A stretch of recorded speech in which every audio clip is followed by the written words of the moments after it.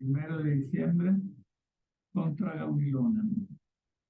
Ayer vimos el librito, o sea, diríamos el pequeño artículo de Gaunilo, y esta sería la respuesta que le envió Anselmo, y después la publicó, hizo que se publicara junto con el proslogion. Vamos a leer solamente un pedacito. Porque la mayoría de las respuestas que Anselmo da, ayer ya las dimos, básicamente.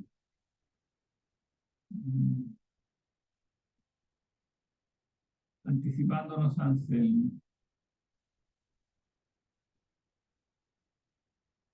Una cosa que no sé si la dijimos, pero para corregir la traducción, porque este traductor muchas veces traduce el cogitari de Anselmo, que no se puede pensar un ser mayor que Dios, etcétera, pero traduce muchas veces imaginar. Yo creo que en algún momento lo corregimos, pero ayer no lo recordamos eso. Por ejemplo, no sería un ser por encima del cual no puede imaginarse nada mayor. Aquí no tiene que ver la imaginación. No es un ser de la imaginación, porque no es un ser que tenga imagen. Es un ser que se concibe con el pensamiento. Entonces hay que traducir siempre concebir o pensar, no imaginar, ¿no?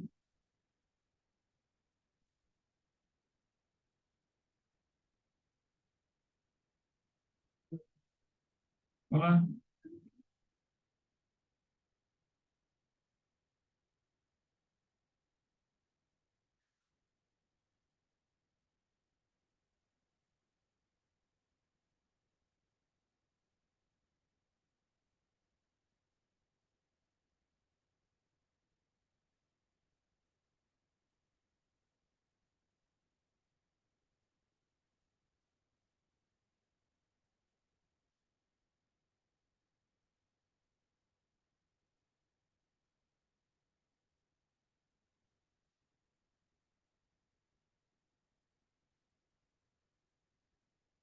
Leamos, pasamos del tercero, donde responde al argumento de la isla perdida, que podría ser una isla con toda la perfección posible, y entonces Gaunilo argumenta que podría, en base al razonamiento de Anselmo, debería ser pensado también como existente. Pero lean donde dice imaginar, pensar. ¿Quién se anota? Un poco, prefiero leerlo del teléfono que leí, porque así voy corriendo yo. Ya.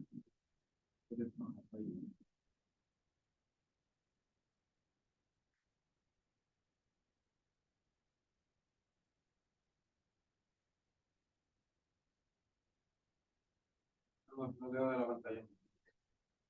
Sí, avísame cuando hay que bajar. Espera, estamos grabando, ¿no? Sí, Sí, está grabando. sí. Lo mismo ocurriría, dices, si alguien, suponiendo una isla que aventaje a todas las tierras por su fecundidad, isla llamada perdida a causa de la dificultad, mejor dicho, de la imposibilidad de encontrarla, añadiese que no se puede dudar de su existencia, ya que fácilmente se comprende su descripción. Lo digo con confianza. Si alguien, excepto este ser, al mayor que se puede imaginar, encuentra una cosa, o existente de hecho, o no existente más que en el pensamiento, a la cual se le pueda aplicar legítimamente la consecuencia del razonamiento que he expuesto, me comprometo a encontrar esta isla perdida y a dársela de modo que no la pierda jamás. Pero es evidente que lo que es tal que no se puede imaginar cosa mayor. Ponle pensar. Pero es evidente que lo que es tal que no se puede pensar o concebir cosa mayor no puede ser supuesto no existir, porque existe en virtud de una razón segura y verdadera. De otro modo no existiría. Finalmente, si alguien me dice que piensa que este ser no existe, respondo que cuando este pensamiento le ocupa o se representa algo por encima de lo cual no hay nada, o no se lo representa. Si no piensa en ese objeto tan grande, no puede imaginarse que no existe. Si, por el contrario, le tiene en el pensamiento, concibe entonces un ser cuya existencia cuya no existencia no se puede suponer. Porque si pudiera ser pensado, podría ser pensado como teniendo un principio y un fin. Ahora bien, esto es imposible.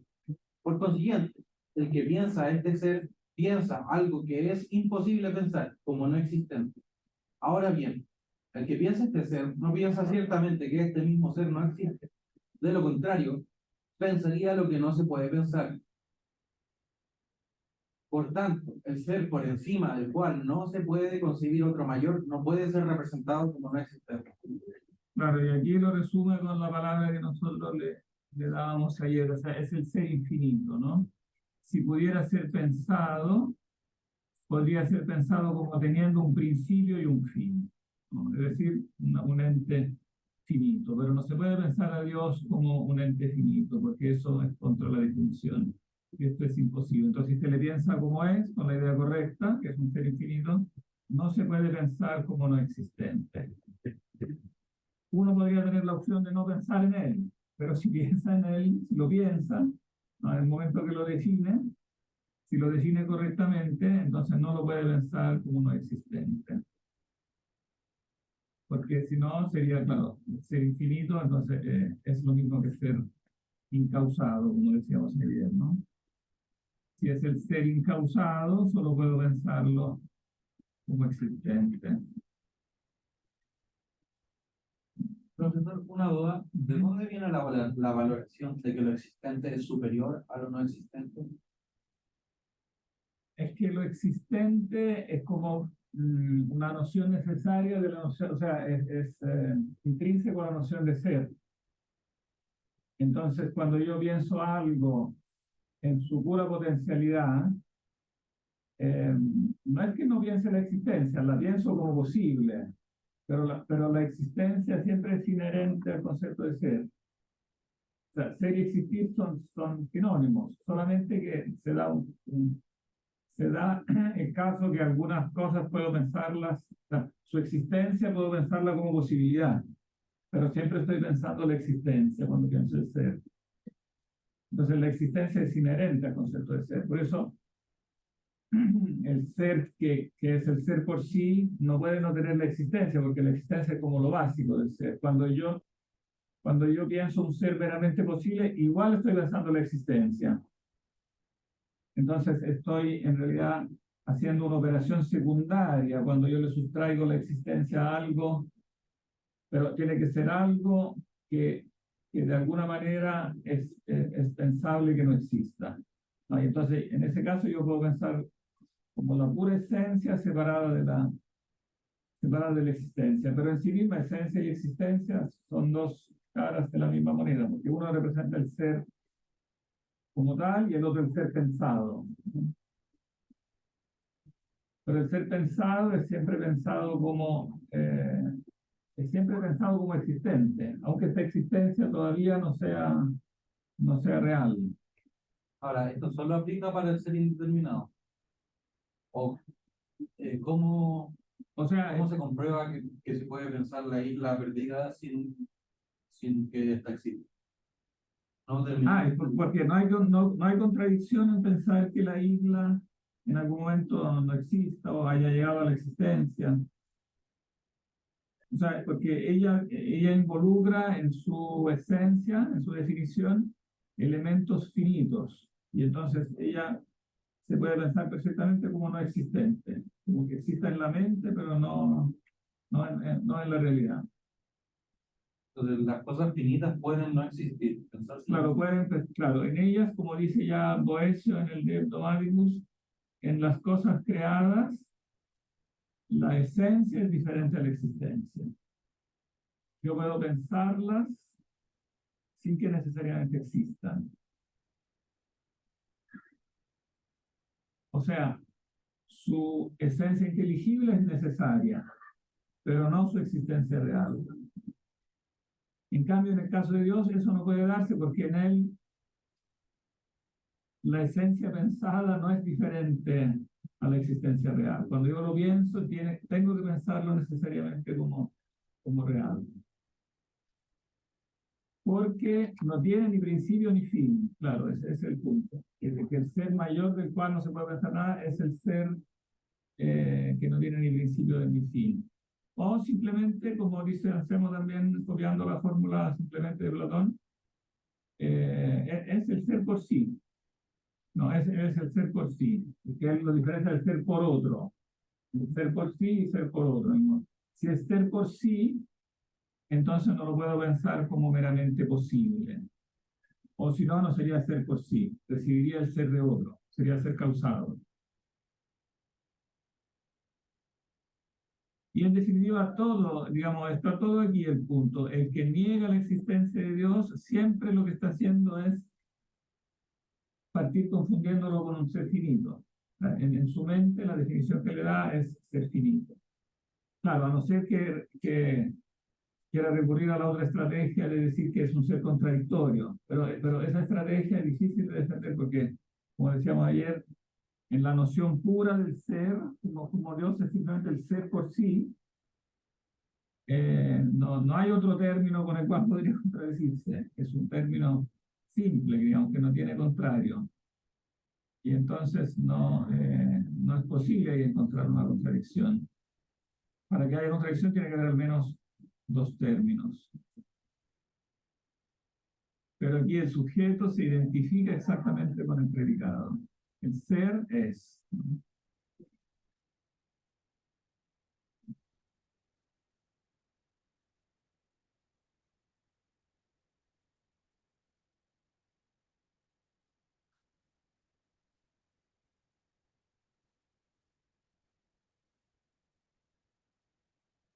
Podríamos, después sigue como repitiendo un poco lo mismo. Podríamos, retomemos lo del 5.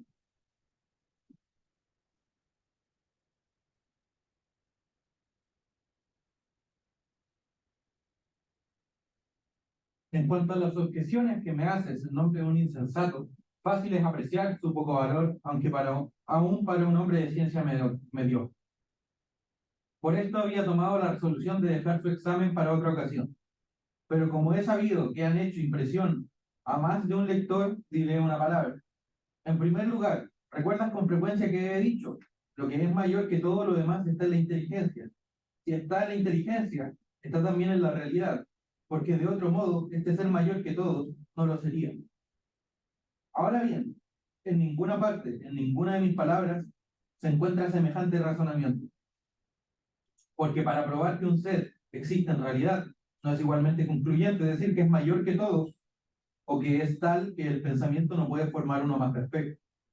En efecto, si alguien afirma que el ser por encima del cual el pensamiento no puede concebir nada mayor, no es un ser real, o puede no existir, o puede ser pensado no existir.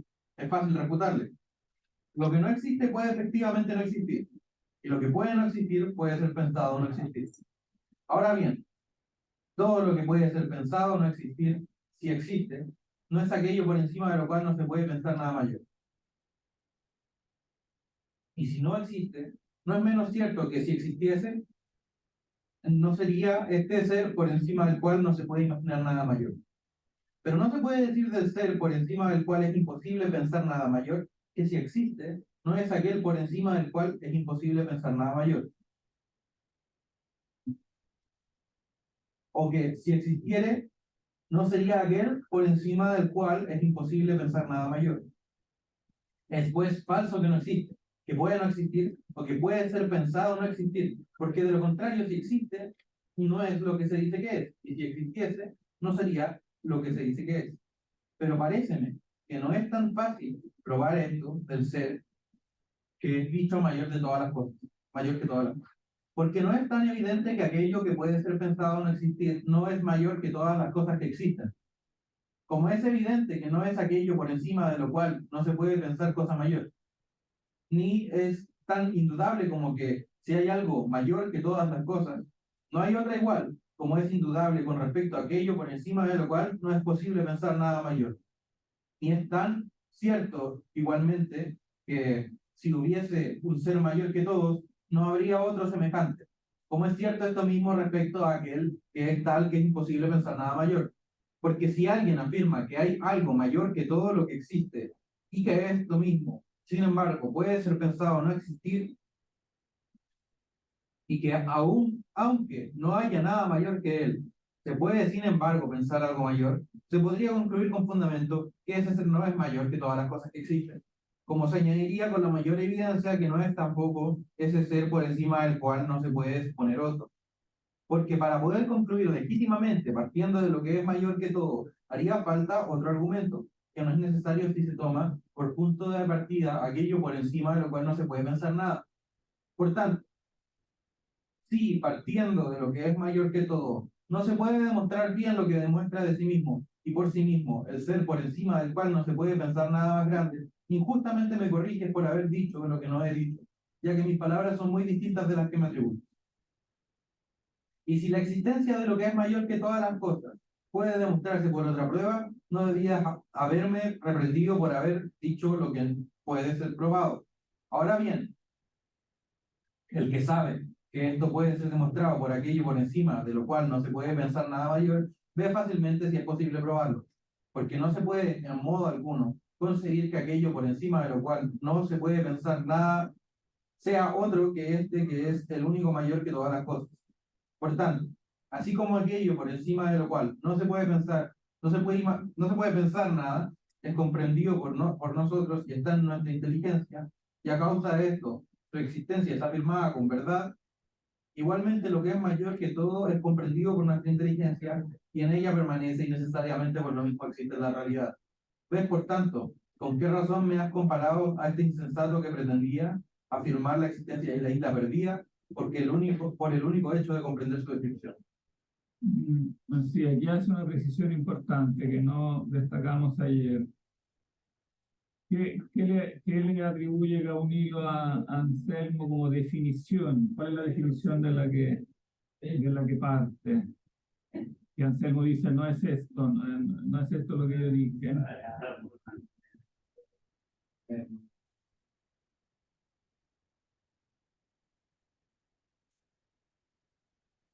Parece ser, pero no es lo mismo. O sea, como que es parecido, pero en realidad es muy distinto.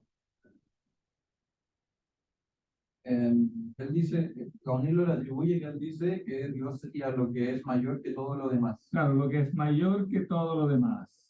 Y él dice que no es eso, sino que es aquello por encima de lo cual no se puede pensar nada. Claro, ¿y cuál es la diferencia? No sé. ¿Ah? ¿Cuál es la diferencia? Beatriz. Pero vamos a hacerlo. Yo digo que, claro, pienso yo como aquel ente que es mayor que todo lo demás. No es lo mismo que decir aquello mayor del cual no se puede pensar nada. O sea, la primera definición, la que le dio Camilo, se presta a un equívoco, porque este ser mayor que todos los demás podría, claro, ser mayor que todos los demás, pero en definitiva estar en un mismo plano de ente finito. O sea, igual yo me lo podría representar como un ente finito, en definitiva. Finito, pero mayor que todos los demás. Pero mientras no me lo represente como algo que es completamente trascendente, algo que es el ser por sí, que obedece a esta idea de que es el ser que no tiene ni principio ni fin, que es necesario. O sea, no basta con que sea simplemente mayor que los demás, ¿no? Tiene que tener una característica ontológica precisa. No solo tiene que ser mayor que los demás, sino que tiene que ser insuperable. Claro, tiene que ser insuperable, pero en el sentido que él explica en definitiva en el monólogo. Y bueno, y aquí lo explica cuando dice el ser que no tiene ni principio ni fin. Tiene que ser un ser que cumpla con esta característica de ser el ser necesario, en definitiva. Entonces no es una escala, claro, no es una escala de seres finitos en los cuales como Dios sería el mayor. Que es un poco lo que podría decirse de una representación de los dioses paganos del paganismo antiguo, o sea que son, claro, imaginados como seres superiores a todos como las cosas que se ven, pero igual son imaginados como seres finitos, ¿no? Entonces, ese tipo de, aunque sean inmortales, tengan ciertas características, pero igual tienen ciertas como delimitaciones. Entonces, ese tipo de ser, claro, puede ser mayor que todo lo demás, pero eso no prueba que existe, porque en definitiva involucra en su concepto finitud. Son seres que tienen un origen, aunque sean inmortales. Profesor, perdón, ¿Sí? puede ser que esté pasando ahí que en efecto Gaunilo lo está tomando por el tema de la existencia, comparando con los entes res, por el hecho como de que, como decíamos la vez pasada, se use la palabra existencia y, y la palabra existencia tiende a llevarnos a una idea de comparar los entes corruptibles. Entonces, a la hora de decir que aquello mayor de lo cual no se puede pensar nada más, no hay nada mayor que pueda ser pensado, más que existente, podríamos decir que implica la existencia en general, con mayúscula, por decirlo de una forma. Implica la existencia. Porque si a él le llamamos que como un ser existente, suena como un particular. Y eso es lo que genera ese tipo de confusión. Como que suena como que estuviésemos hablando de un ser más. Por eso Claro, que en castellano lo que discrimina, yo creo, más que el sustantivo o adjetivo existente, es el artículo. O sea, si tú dices que es el ser, es distinto a si que es un ser. Si tú sí, dices que es el existente, sí, es distinto a que si dices es un existente. ¿No? Porque existente por sí no te compromete a decir que es un existente finito. Lo que discrimina es que si es uno entre otros, si hay varios existentes, ¿no? Son distintos al que es existente, el que es, ¿no? Yo soy el que soy, no soy uno que soy. En castellano quiere decir es el que es, ¿no? claro. Entonces habría que en cierta manera, como dice Scotto, como colorear la prueba para que trabaje sola, porque en este caso el modo en el que la está planteando está implicando de que la persona que acceda a ella tenga esa fineza de detectar esos detalles, por ejemplo, de que está dicho de esa manera y no de Claro, otra. claro, hay que colorearle, en el sentido que hay que explicitar qué es lo característico de la esencia divina. ¿Qué es lo que él explica en definitiva ahí en el monologio? ¿No? Cuando explica el ser por sí, el ser por otro, el ser del cual se atribuyen solamente las perfecciones que es mejor, que es en absoluto mejor tener que no tener, o sea, las perfecciones absolutas, todos los atributos que no involucran finitud. Entonces, si uno tiene claro eso, la demostración funciona. Y si no, claro, si tú lo confundes a priori con un ente finito, claramente no funciona, porque no tienes la correcta definición, ¿no? Entonces siempre es un problema de la definición que tú tienes. En realidad la palabra misma definición en este caso se vuelve impropia, porque definir como significa delimitar, ¿no? En este caso precisamente lo que no tiene que hacer es delimitar, porque tiene que ser el ser infinito.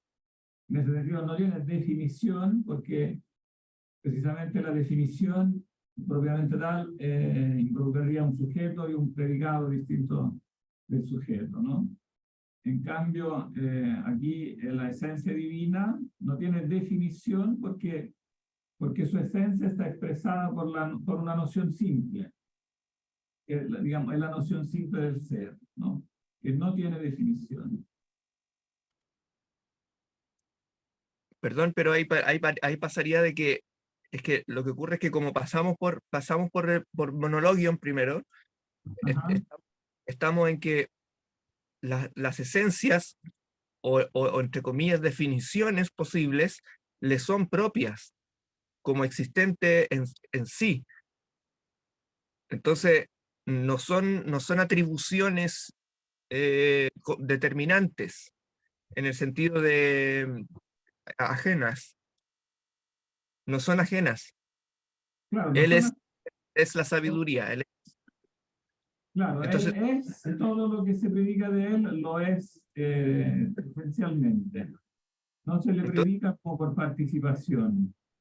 claro, entonces si tenemos esa base, ya al entrar al planteamiento, a la formulación, teniendo eso por sabido, ya funciona a funcionar bien.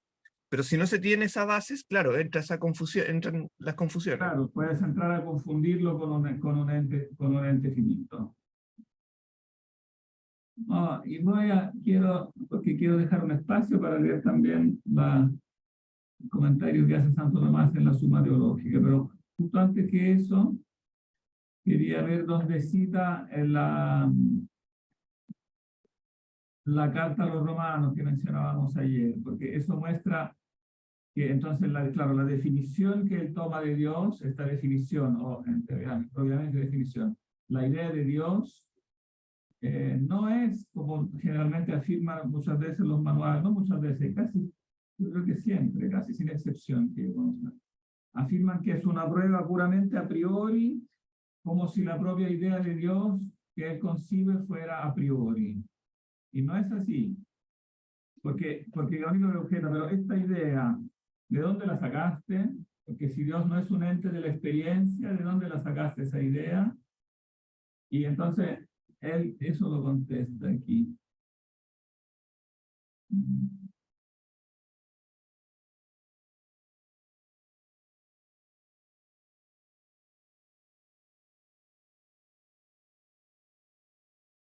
Que las otras objeciones que contesta ya las contestan.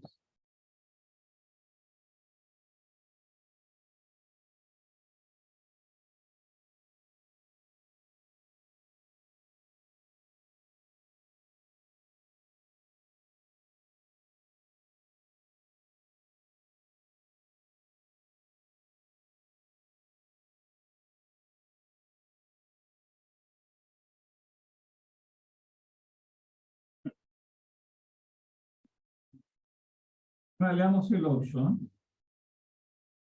¿no? O sea, del 8 en adelante, conviene de 8 y 9 juntos.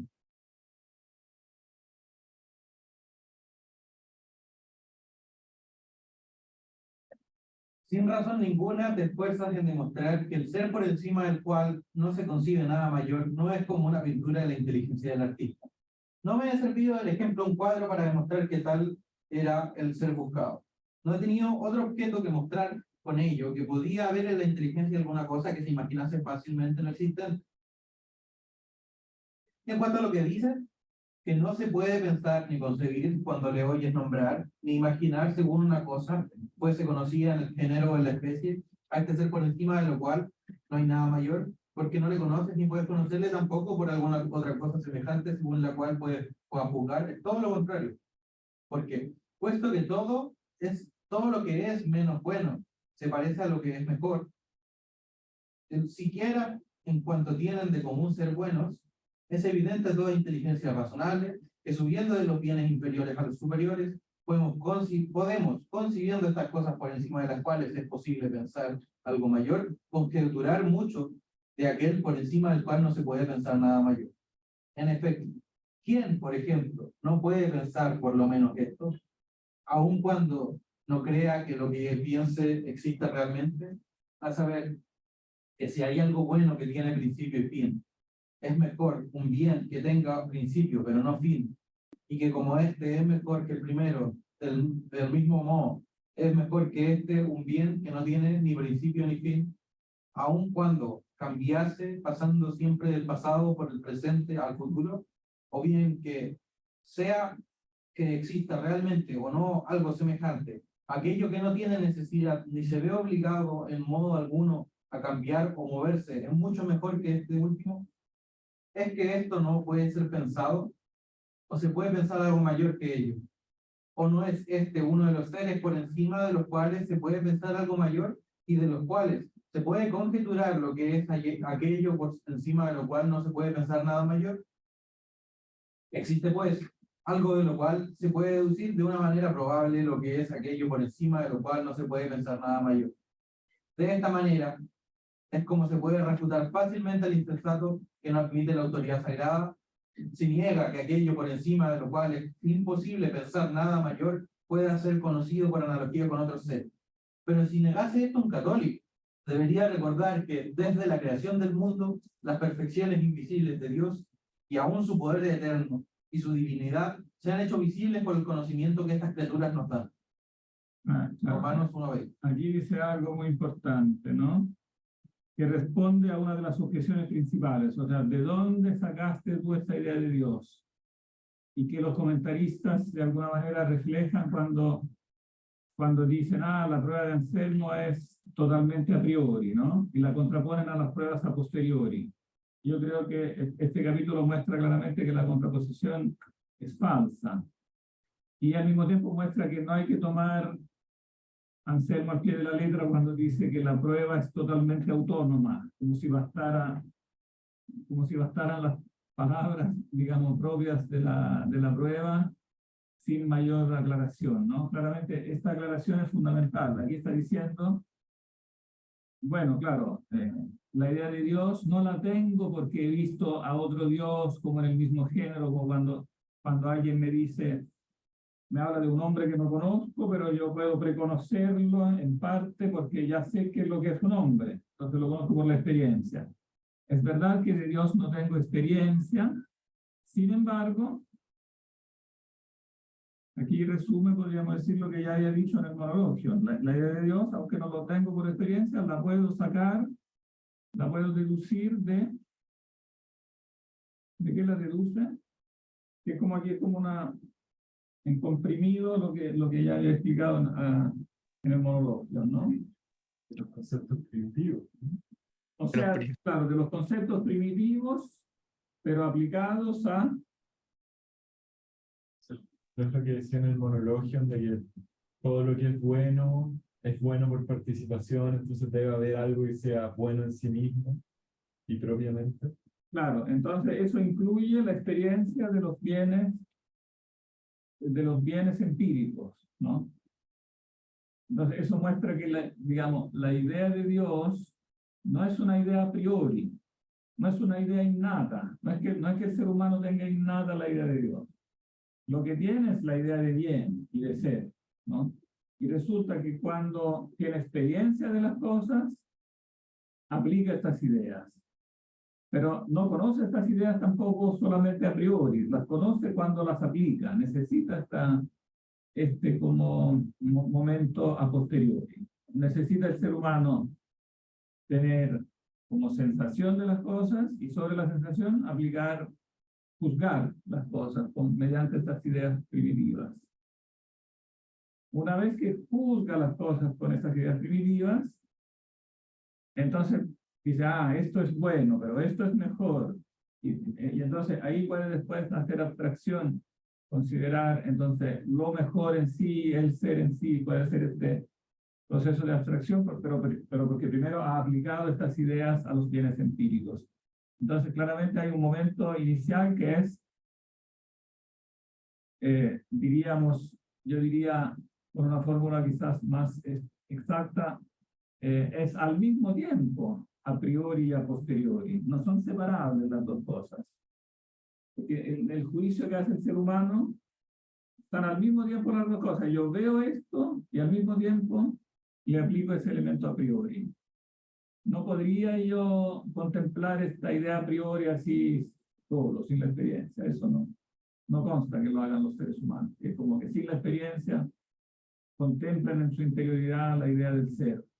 Pero sí cuando ven una cosa y la llaman cosa, ser, ahí la están aplicando.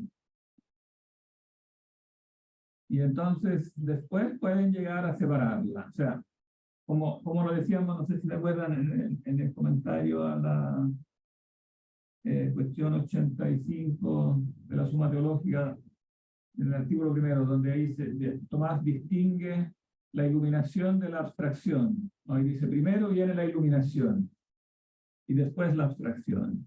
Primero viene la iluminación, porque primero, a la luz de los primeros principios, tengo que entender las cosas y decir, esta cosa es. Y después puedo abstraer la idea del ser y tener la idea abstracta del ser como en forma consciente, ¿no?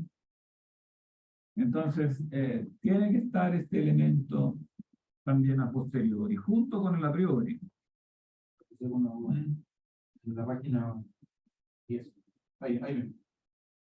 Cuando se cuestiona quién, por ejemplo, no puede pensar por lo menos aun cuando no crea que lo que piensa existe realmente, a saber que si hay algo bueno que tiene principio y fin, es mejor un bien que tenga un principio pero no fin, y que como este es mejor que el primero, del mismo modo es mejor que este un bien que no tiene ni principio ni fin.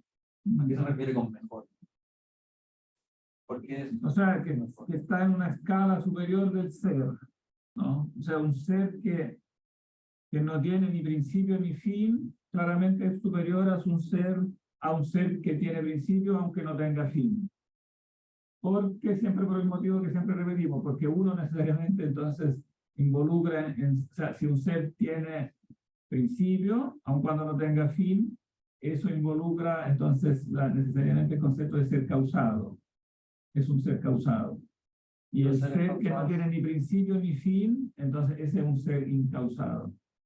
Entonces, del ser incausado, ¿son inferiores al ser incausado? claro, los seres causados son inferiores al ser incausado, claro. Claro, al único ser que es incausado. Porque claramente el que es incausado, él tiene el ser por sí, tiene el ser por esencia. Y eso lo hace. Claro, eso lo hace superior. Y claro, y habría que decir más. No solo lo hace superior, sino que lo hace superior de un modo infinito. Claro, hay una distancia infinita, digamos, desde el ser causado al ser incausado. Mucho más que de un ser causado a otro ser causado, porque todo ser que es causado, como lo dice Agustín en la Ciudad de Dios, todo ser que es causado también puede ser causa, pero su ser causa le viene a su vez de la causa anterior. O sea, él es causa en cuanto participa de ese ser. O sea, es un anillo que transmite es una rueda que transmite esa causalidad. Pero el ser causa, últimamente en el sentido estricto, le viene de la primera causa, ¿no? La primera causa es causa en el sentido propio, en el sentido estricto de la palabra. Las otras que son causas segundas, como dirán después en una terminología posterior a Anselmo, las otras son causas segundas, que como diría Agustín, son al mismo tiempo que son causas, lo son porque son efectos. Entonces ellas transmiten la causalidad. De manera que el que es la causa propiamente es la primera causa. Que no involucra, o sea, el ser incausado no involucra en su concepto de ninguna manera el ser efecto, ¿no? El recibir algo, solamente da el ser, pero no lo recibe. Todo lo que recibe el ser no es una causa segunda. Que se dice, bueno, ahí Agustín distingue, puede decir, en la causa segunda puede decirse causa en un sentido más o menos propio, porque los entes que no tienen voluntad simplemente transmiten lo que son, ¿no? Como en su esencia. Mientras que los seres racionales que tienen voluntad participan de una manera superior. O sea, aunque su voluntad sea causada por el primer principio, pero sin embargo la opción que toma es libre. Entonces causa, ahí dice Agustín, en un sentido más propio. No simplemente transmite algo que recibe, sino que tiene una autonomía de acción.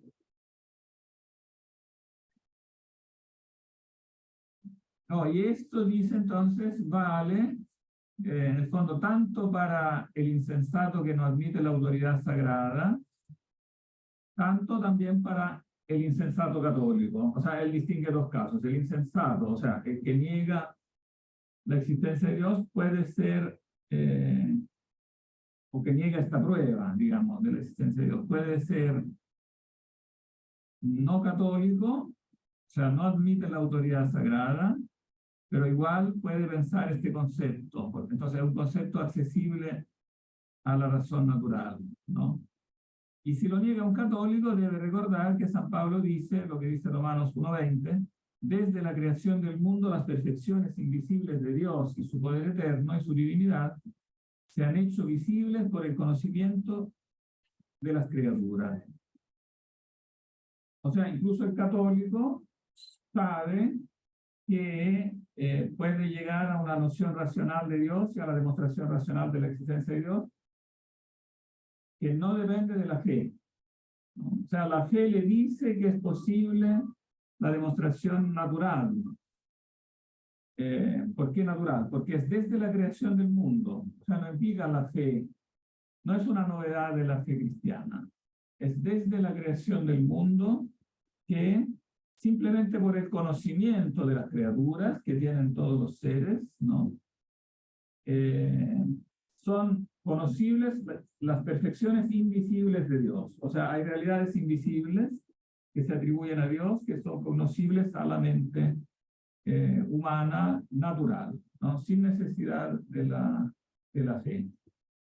Entonces, por eso él distingue este calificativo que le da de insensato, se contrapone a infiel. O sea, aquí estamos hablando entonces no de alguien que no tiene fe, sino de alguien que está haciendo un razonamiento equivocado, ¿no? Por eso lo llama el insensato, porque si no podría haber dicho el infiel dice que Dios no existe, ¿no? Pero no, él cita este salmo que habla del insensato porque quiere evidentemente reconducirlo a la razón pura, diríamos, ¿no? Entonces, eso es importante para interpretar bien lo que dice al comienzo del prosloquio, cuando dice, o sea, tomo de la fe la idea de Dios. Sí, la tomo de la fe, pero la fe a su vez me dice que la idea de Dios es una idea de la razón. No, la idea de Dios no es una idea de la fe. No necesita de la fe la idea de Dios como tal, ¿no?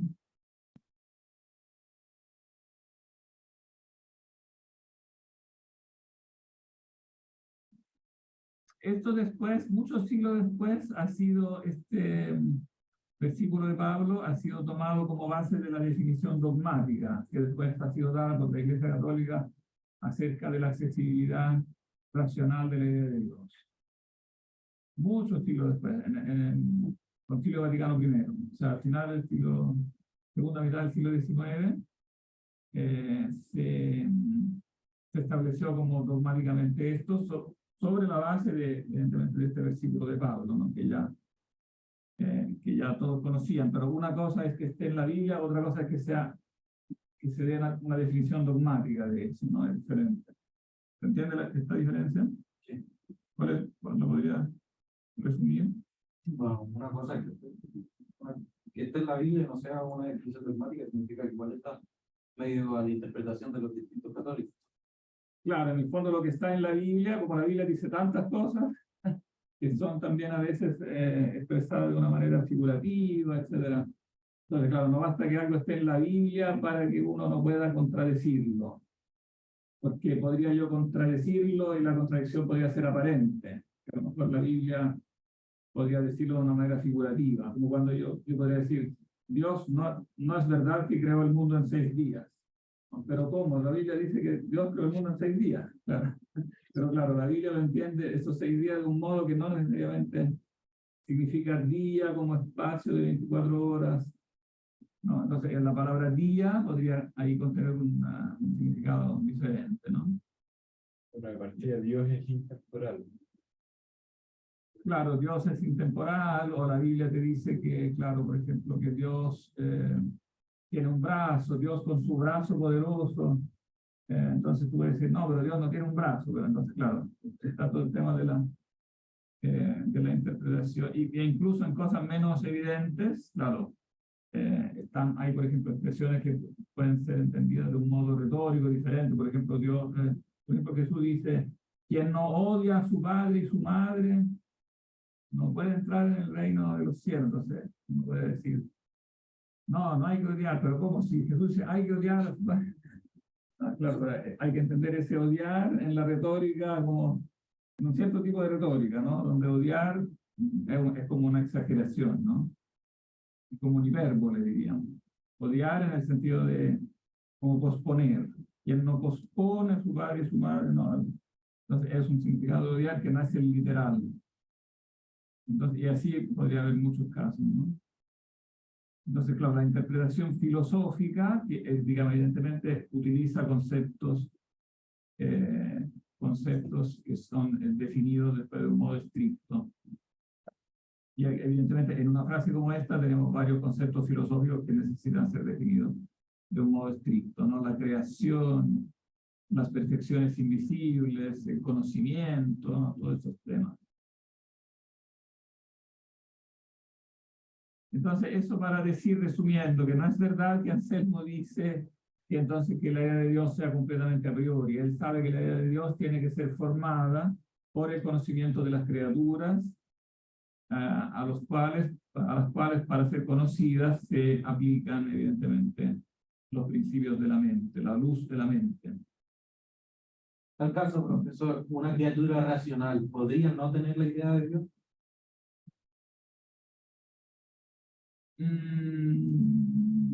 Podría teóricamente, pero claro, porque podría suceder por eventos, A un niño nunca se le enseña la idea de por Dios. circunstancias fortuitas. Pero a un niño que vive solo en la selva, como Tarzán, en medio de los... Porque sí, a un niño que vive solo, claro, no, tampoco aprendería a hablar, por lo tanto tampoco aprendería a conceptualizar nada. Pero, digamos, una comunidad Dentro de una comunidad, no. en la que está prohibido hablar de la palabra de Dios. Claro, no, porque aunque bajo otra forma, igual va a formar una cierta idea de Dios, claro. Con errores, claro, como los errores, digamos, son posibles errores porque es una idea construida por el hombre. Entonces pueden generarse errores, ¿no? Podrá pensar que Dios es el sol, la luna, etc. Pero va a tener una idea de Dios, sí, porque es una idea que la mente como forma de un modo espontáneo. Espontáneo entre comillas, porque, claro, necesita igual una comunidad. Espontáneo, pero siempre en comunidad. Si un niño está totalmente aislado, claro, no va a poder generar como lenguaje, en definitiva. Y muy probable que se muera muy pronto, porque el ser humano sin lenguaje como que no puede... ¿no?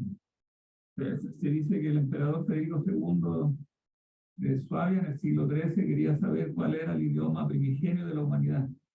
Entonces encargó a unas nanas que criaran a unos niños sin decirles nada, sin hablar. Pero los alimentaban y todo, decían todo, pero no les hablaban, porque él quería experimentalmente ver qué idioma iban a empezar a hablar estos niños. Y por supuesto que los niños no solo que empezaron a hablar ningún idioma, sino que se murieron. Porque no hablarles, como que les faltaba algo. Ahora eso no es Les necesario. faltaba algo esencial. Han habido casos de niños que se pierden en la selva y viven, ¿no? No es necesario para nada que se mueran. Claro, habría que ver ahí caso por caso qué circunstancias tuvieron. Si está el famoso niño del Aveirón, que describió, ¿cómo se llama ese francés? De la película de Truffaut, ¿no? También hay una película, ¿cierto? Esa no la he visto, pero Sí. está basada en una Claro, que historia. él logró después enseñarle algo, sí, que sí. Claro, hay que ver las circunstancias.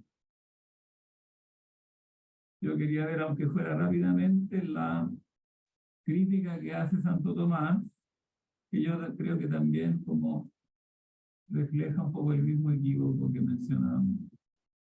Al comienzo de la Suma Teológica, él menciona, aunque sin mencionar por nombre Anselmo, pero menciona un argumento que ¿Te parece, don Anselmo?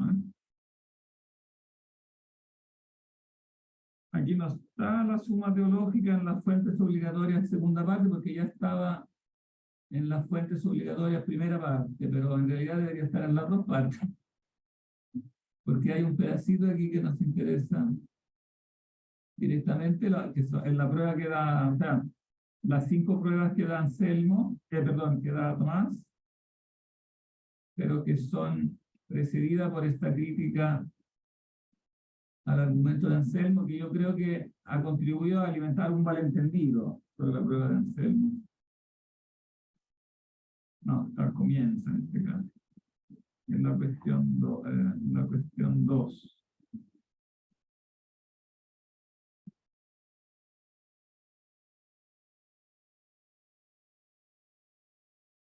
Claro, en la cuestión primera, Tomás explica qué es y qué comprende la doctrina sagrada, por qué es necesaria la doctrina, si es una ciencia, si es una o múltiple, si es superior a las otras ciencias. O sea, hace una introducción epistemológica, en el sentido que nosotros usamos siempre en este curso de epistemológico, o sea, de clasificación de la ciencia. ¿Qué tipo de ciencia es, no? ¿Qué es y qué comprende la doctrina sagrada? O sea, la teología, ¿no?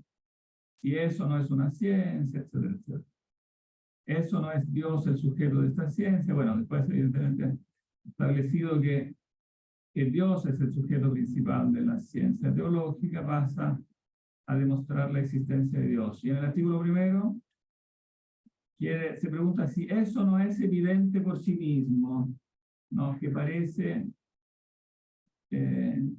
hacer referencia, aunque sin nombrarlo, a Anselmo.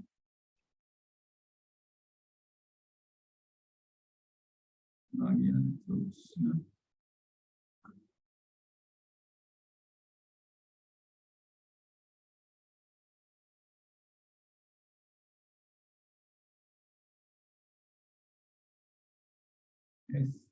No, aquí hay más introducción.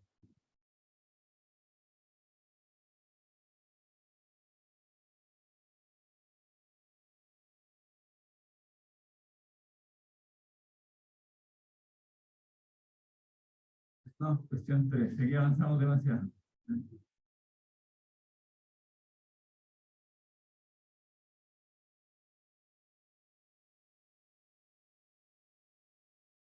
Cuestión 12.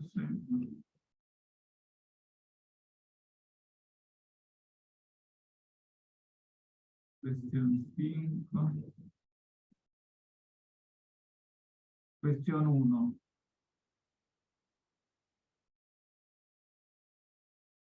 ¿Puedo usar el control F? Sí. ¿Cómo? Ya está llegando. Control F. Sí. ¿Y para qué es eso? Es un comando para buscar ciertas palabras. Para buscar una palabra. Ya. Ahora ya estamos llegando.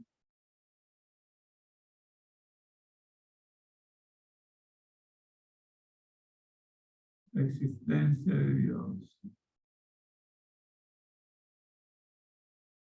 Cuestión 2.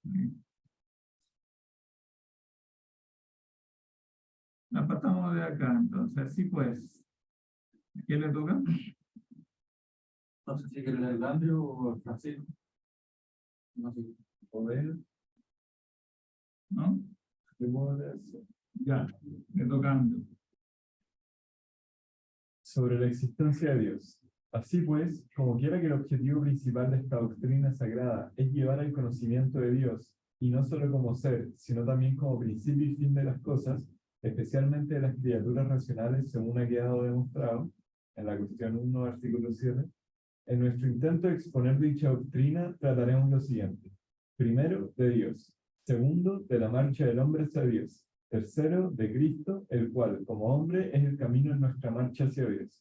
La reflexión sobre Dios abarcará 3 partes. En la primera trataremos lo que es principio, lo que es propio de la esencia divina. En la segunda, lo que pertenece a la distinción de personas. En la tercera, lo que se refiere a las criaturas en cuanto que proceden de él. Con respecto a la esencia divina, sin duda habrá que tratar lo siguiente. Primero, la existencia de Dios. Segundo, cómo es, o mejor, cómo no es. Tercero, de su obrar, o sea, su ciencia, su voluntad, su poder. Lo primero plantea y exige respuesta a tres problemas. ¿Es o no es evidente Dios por sí mismo? ¿Es o no es demostrable? ¿Existe o no existe Dios? Bien, entonces partamos por el artículo primero. Artículo primero. ¿Dios es o no es evidente por sí mismo? Objeciones. Objeciones por las que parece que Dios es evidente por sí mismo. 1. Se dice que son evidentes por sí mismas aquellas cosas cuyo conocimiento nos es connatural. Por ejemplo, los primeros principios. Pero, como dice el Damasceno, No, es San Juan Damasceno, como dice el Damasceno, y es de Damasco. de Damasco, claro. Es un autor que tiene gran autoridad en esta época y es como del siglo VIII.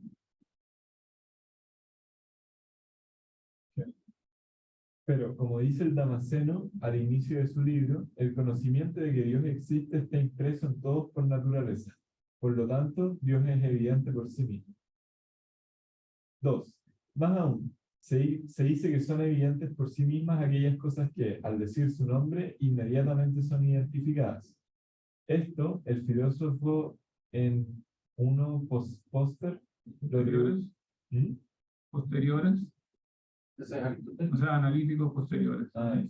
El libro primero y los analíticos posteriores le atribuye a los primeros principios de demostración.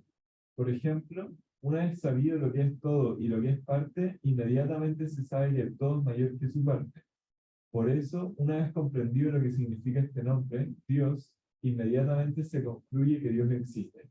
Si con este nombre se da a entender lo más inmenso que se puede comprender, más inmenso es lo que se da en la realidad y en el entendimiento que lo que sea solo en el entendimiento.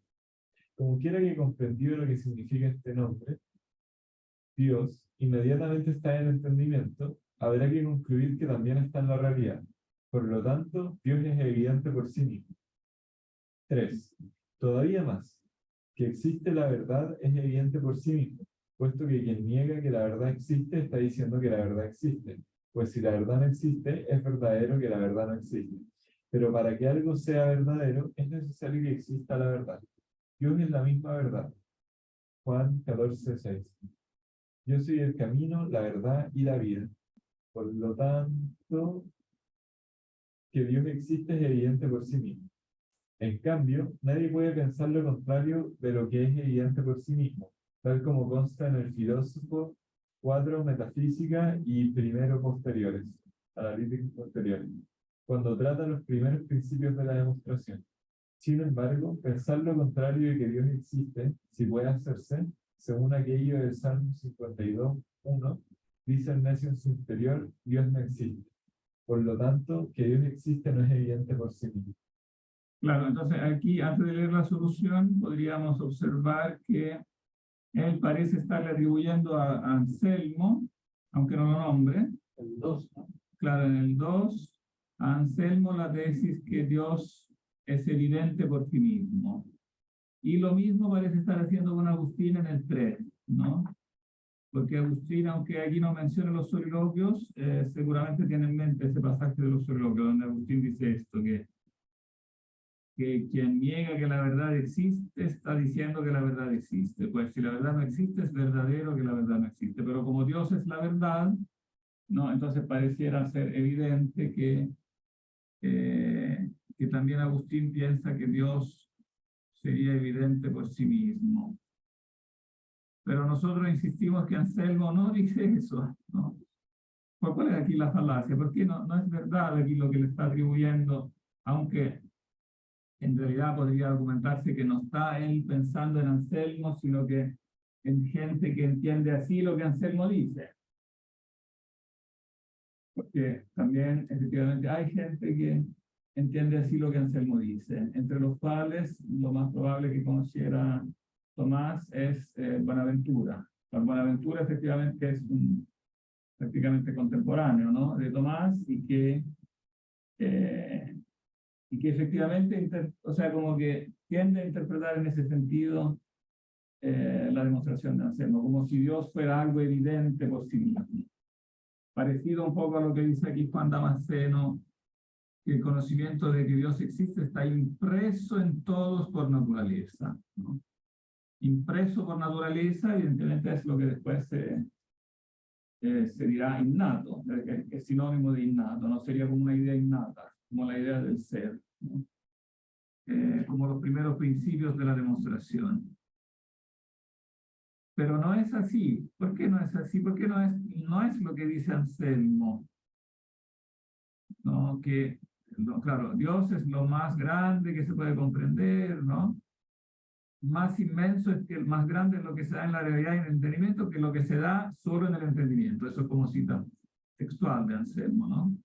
Pero después no es exacto decir, como quiera que comprendido lo que significa este nombre, Dios está inmediatamente en el entendimiento, habrá que concluir que también está en la realidad. Por lo tanto, Dios es evidente por sí mismo. Aquí hay como una trampa en esta manera de presentar. Porque no es evidente por sí mismo, sino por los principios de la razón. Claro, no es evidente por sí mismo, sino que tengo que precisamente hacer un razonamiento. Tengo que primero decir que Dios es lo más inmenso que se puede comprender y que más grande es lo que se da en la realidad y en el entendimiento que lo que se da sobre el entendimiento. Y entonces, claro, Dios, bueno, en realidad hay dos pasos que hay que aclarar. No es verdad que Dios está inmediatamente en el entendimiento, porque como Anselmo dice en la página que acabamos de leer, Dios no está inmediatamente en el entendimiento, sino que tiene que ser concluido por un razonamiento, o sea, tiene que ser formada su idea por un razonamiento que es a partir de las cosas empíricas, por medio de las actividades de conocimiento, que sí implica el elemento a priori que está inmediatamente, que ese sí está inmediatamente en el entendimiento, pero no así la idea de Dios. O sea, las ideas a priori están inmediatamente, pero tengo que aplicárselas a las cosas empíricas, como dice también Pablo, y de ahí formo la idea de Dios. Y una vez que la formo, entonces, claro, puedo también argumentar con la prueba de Anselmo, pero tengo que agregarle un argumento complementario. Entonces, tengo que comparar en el fondo el ser del entendimiento, o sea, supone un análisis en que aíslo el ser en el entendimiento como tal, lo comparo al ser en la realidad y doy este paso del entendimiento a la realidad, ¿no? Y yo diría que esencialmente lo mismo pasa con el argumento de Agustín. Es cierto que cuando digo la verdad existe, claro, esto no está tan explícito en Agustín, pero se puede deducir. O sea, cuando Agustín dice que la verdad existe, no está diciendo inmediatamente que Dios existe, aunque Dios sea la verdad. Porque hay un equívoco aquí sobre el significado de verdad, ¿no? Verdad puede entenderse aquí en dos sentidos diferentes, ¿no? ¿Cuáles son esos dos sentidos?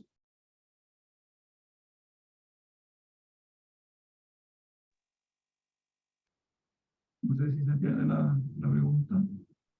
La verdad de los conceptos y nociones corruptibles que tenemos nosotros y la verdad de los conceptos y nociones corruptibles que tenemos nosotros respecto de los entes. Nociones corruptibles, no me digas eso. Todo el curso intenté decir lo contrario, ¿no? Precisamente lo que vemos de las nociones es que no son corruptibles, ¿no? Ya, Son corruptibles. Por eso que claro, él demuestra que la verdad existe. ya, Porque, claro, está eso la va a decir que el ser nocional no es corruptible. El ser verdadero no es corruptible. Pero eso no equivale a decir que Dios, no es inmediatamente equivalente a decir que Dios entonces existe. Igual hay que dar el paso, ¿no? Del ser, de nuestras nociones, que siendo incorruptibles, sin embargo, Causadas. sin embargo, es un ser que no es real. Claro, es un ser que existe como objeto mental de otro ser. Claro, digamos, el ser pensado es incorruptible, pero no existe por sí solo. Existe como objeto de una mente. No tiene una existencia sustancial propia, ¿no? Entonces, cuando digo la verdad existe necesariamente, sí, estoy diciendo algo, pero no algo que se refiera a la sustancia. En cambio, cuando Cristo dice yo soy la verdad, o Dios dice la verdad, se está refiriendo a Él como sustancia. Entonces, es un significado de verdad sustancial, ¿no? Dios o el verbo es el ser inteligible sustancial, no puramente mental. Eso es sinónimo de verdad. O sea, dicho de otra manera, verdad es sinónimo de ser inteligible. Bueno, no, vale la pena hacer un dibujo de lo que fácilmente crea confusión. Cuando se dice inteligible, puede haber equívoco, porque una cosa es decir,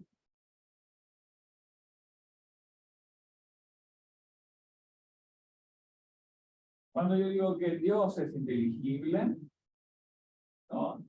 Estoy diciendo que, no estoy diciendo que Dios es un puro ente mental, no es un puro concepto. Él es un ser real, pero que tiene en sí mismo la inteligibilidad.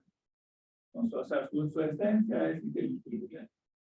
Pero como estamos hablando de Dios, es inteligible por sí mismo. Dios es inteligible por sí mismo. Como, digamos, Dios por la definición es el ser por sí. Entonces, existe por sí, pero también es inteligible por sí. No lo entendemos por una idea que sea externa a él, ¿no? Sino que lo entendemos por su propia, o sea, es entendible por su propia esencia inteligible. Cuando decimos en cambio que es inteligible un concepto, o sea, por ejemplo, el concepto de ser, todos los conceptos que podemos formar, concepto de caballo, etcétera, de cualquier cosa. Cuando decimos que el concepto es inteligible, estamos hablando de algo puramente mental, ¿no? Entonces, es algo puramente mental, no sustancial. Entonces, Dios es algo sustancialmente inteligible. Entonces, por eso decimos que diferenciamos la realidad del concepto de la realidad inteligible de Dios, porque la inteligibilidad de los conceptos es una inteligibilidad derivada, que es una, digamos, es una emanación, digamos, de la inteligibilidad del primer inteligible, del primer ente. Y después también podemos decir que una cosa es inteligible, o sea, un ente como finito. También podemos decir que es inteligible, pero se fijan que la palabra inteligible aquí tiene otro sentido diferente. Porque el ente finito sí es inteligible, pero es inteligible